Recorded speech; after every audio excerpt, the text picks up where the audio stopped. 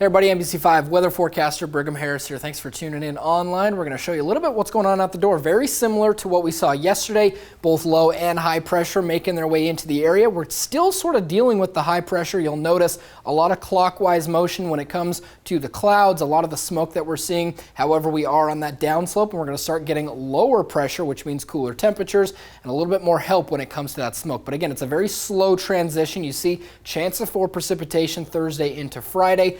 Not much though. We are not going to be getting nearly as much as we would obviously like to see, as we are still very much in drought season. This time right around 4:30, 4:45 on Tuesday afternoon, this is what our smoke is looking like. We're seeing most of that smoke again in between those two main sources of fire, that being Douglas and Siskiyou County, but you still see east of the Cascades starting to suffer a little bit when it comes to the smoke. Lakeview actually doing pretty good, and a lot of those coastal counties doing pretty good as well. Cave Junction though, not seeing great air, along with Roseburg, Chiloquin, Crater Lake, really everywhere. We could just say a blanket statement, the air is not looking great right now, especially for the Rogue Valley.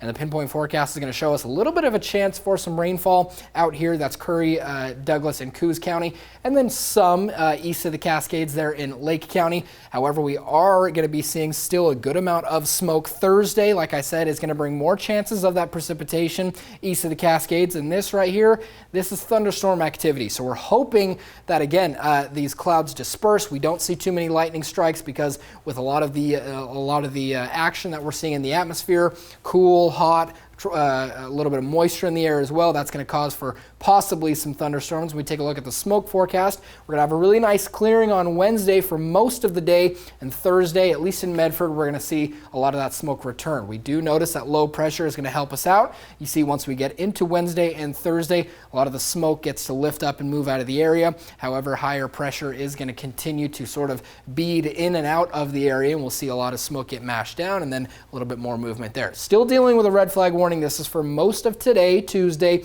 and we also have an air quality warning issued for most of Wednesday, but that's really only the eastern counties as well as north of the area, including Eugene and Bend.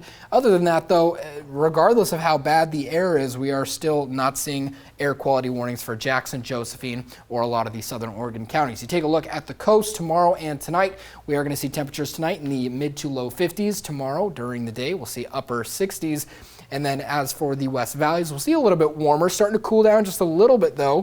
Ashland and Medford about 92 on average tomorrow, so much cooler than it was today in the upper 90s.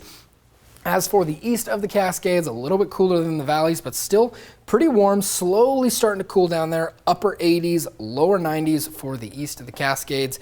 And again, starting to get cooler these next couple of days.